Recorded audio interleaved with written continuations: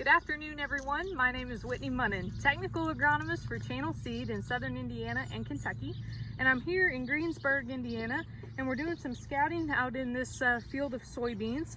And we started to see some things out in the field that we weren't very happy about.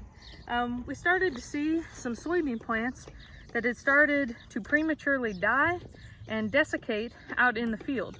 So we started to see these little carcasses.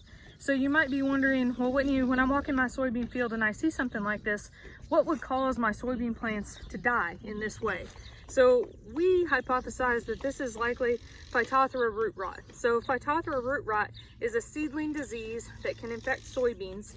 The Phytophthora root rot fungus actually lives and proliferates in the soil, lives on residue.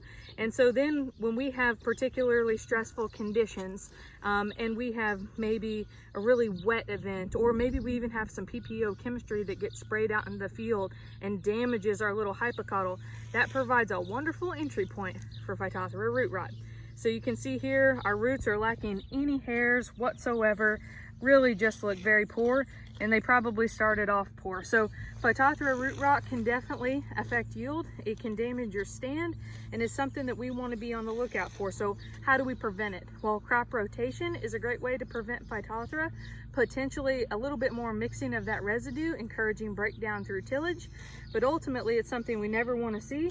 And if you walk through your field and you start to see plants that are dying, desiccating, everything like this, potentially a seedling disease like Phytophthora can be the culprit. Also, don't forget, applying a seed treatment in the form of a fungicide to your seed can also give you additional protection.